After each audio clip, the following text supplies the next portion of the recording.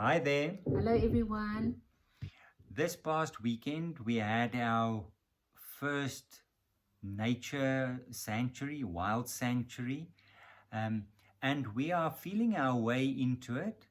Our friend Carol Preston from Wakkerstroom, she's a, a huge motivator and initiator of this, uh, and it's lovely also to share in her And to enthusiasm. collaborate with her. Yeah. Um, and during our first session, um, she read a piece from the book um, Church of the Wild by Victoria Lewis.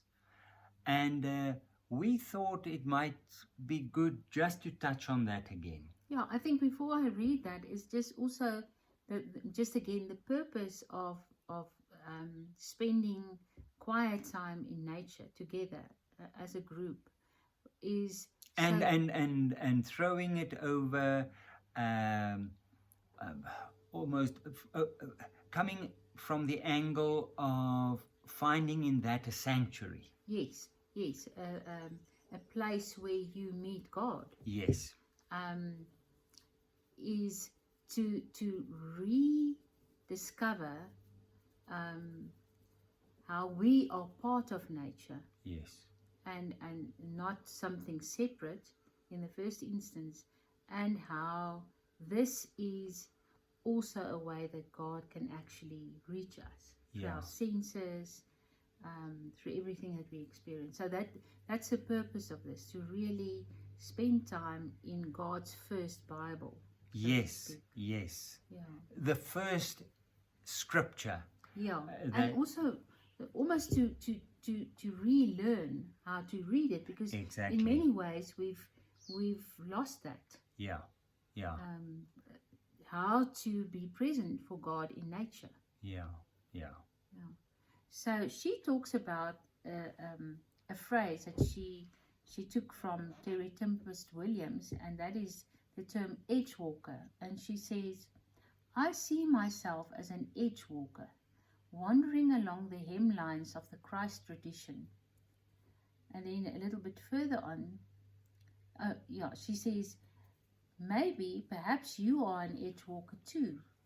Edge walkers occupy a thin space and are by definition a bit lonely.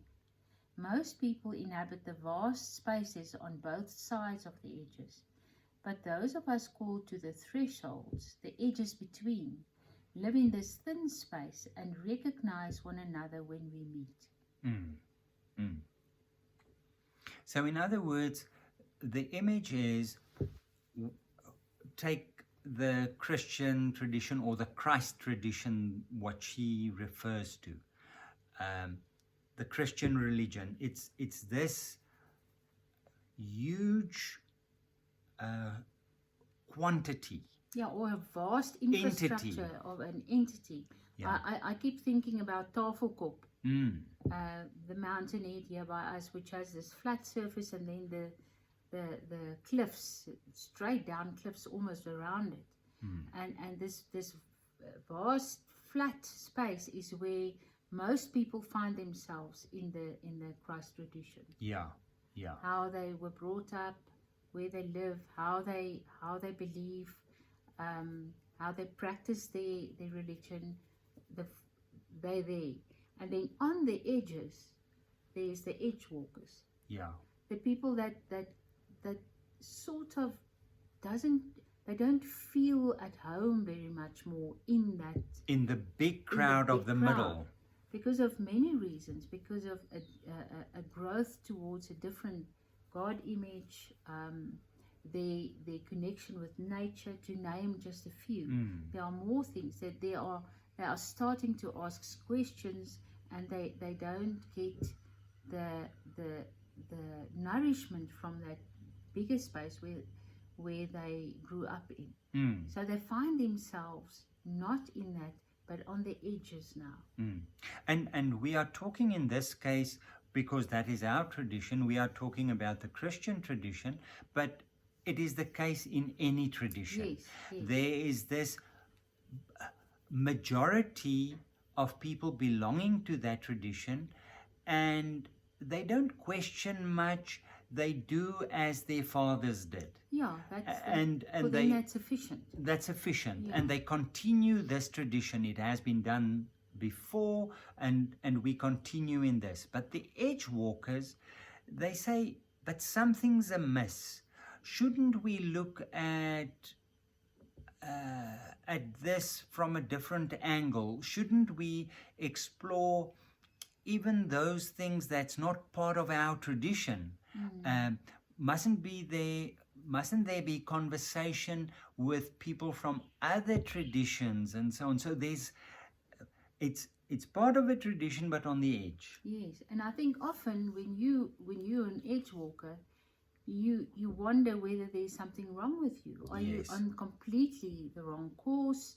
And then also you might find that you feel more at home with other edge walkers from other traditions than you feel with a larger group of your own tradition. Yeah. And you start wondering whether you are even in the right tradition. Mm. So there's a lot of uncertainty, and that's why it's also called a thin place. Yes. Because there's a lot of discernment happening, a lot of questions, a lot of unclearness about where you find yourself, and it's very lonely. Yes. Yes. Because there is something of a group or a herd mentality with us as humans. Yeah, and a feeling, a need for community. And a need for community. So often the larger community might say, but well, the tradition is serving us well. Why do you question it? But it can happen through a number of reasons. It's not that easy to pinpoint a single reason why people gradually move to the edge of a tradition.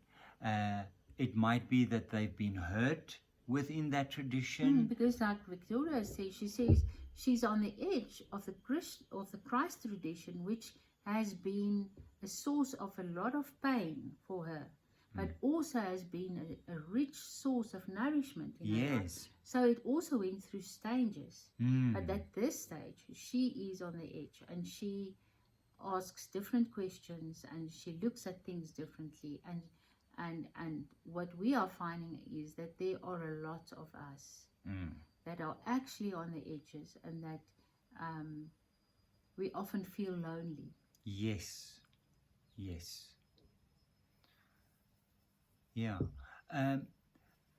So the main thing is that when you struggle with these feelings of uncertainty and actually liminal space, it's not always easy, but it's not necessarily bad. Because out of this, right through history, out of these edges, growth happened as well. And I think... And it's been like that for all the ages. Yes. That on the edges, the mystics usually were the ones yes. that were on these. And it's not new. There's always been people on the edges. Yeah, yeah. It's interesting when you look back on the Christian tradition.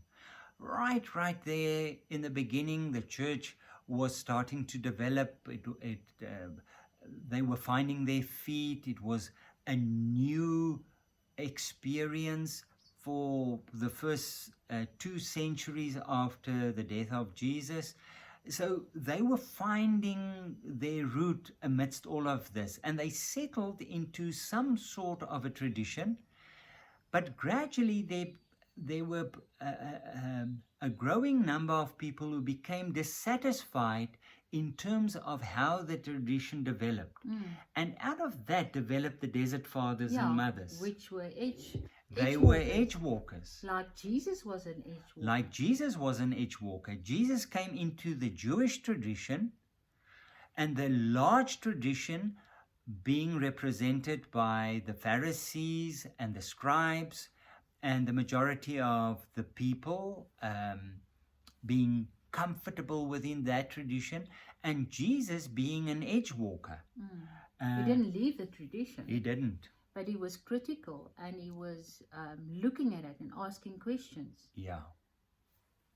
And it's interesting that his most pertinent questions were directed at the Pharisees and the scribes, was directed at the representatives of the big center, or the center majority. Yeah, yeah.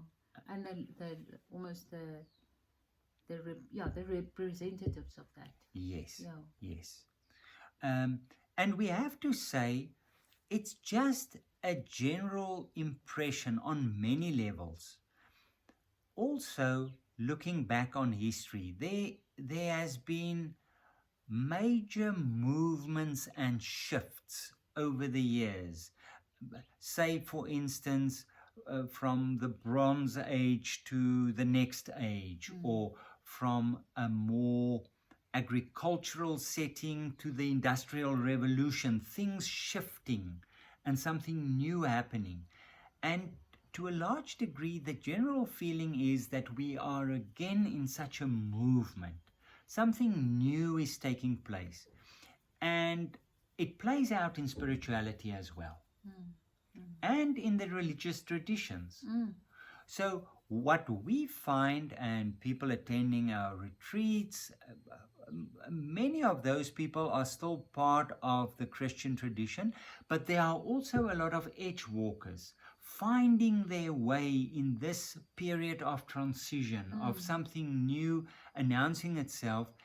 And those people are very important because they are almost, if I can use the term, scouts, saying, all right, but what else is there?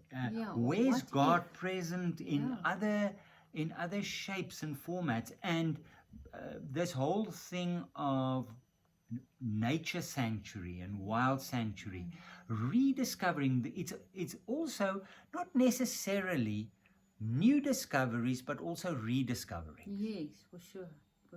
It's very important to realize that, because over time, as a tradition develops, there's a growth away from roots. And then sometimes it's necessary, as something new has to develop, you to return to roots. Yes. And to discover that, and out of that develop something new. And just maybe something that we didn't touch on was that on this edge, if you look at ecosystems, you have ecosystems sort of coming together. Say it's from desert into more or savanna, into desert.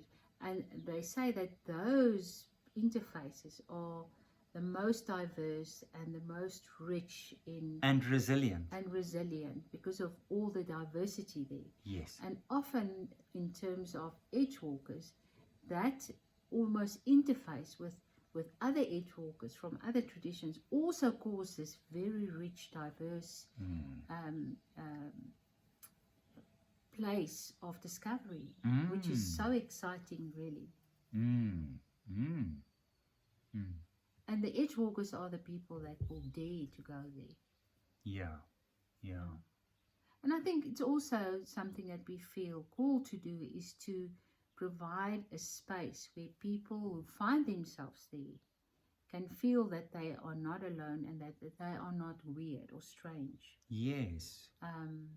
So I think that's also part of what we try to create. Yeah. And it ties into what Victoria is saying. Edge walkers often are lonely because it's a lonely journey. But in that sense, it is good to know there are other people on the journey as well. And to journey together. Yes. Even if you're not on the exact same track, you're walking on the edge. Yes. Yeah. Yes. And it, as Matilda says, to create a space where people who are looking, searching, and so on, where they have a sense of community. We think also to provide us with a community. Yes. Because it's important that we have community. Yeah. And it's important always to have a soundboard, because often when you're all alone, you can say, I'll figure this out. But you'll go over the edge. Yes. We don't want that. So it's important to share in terms of the journey as well. And it can be interesting just to read Paul's letters because it's about edge walkers finding their way. That's what's happening there. Paul's letters, they have all these questions from the congregations, and he's answering them because they're no longer part of the big tradition, but they're walking on this edge. But how must we handle things?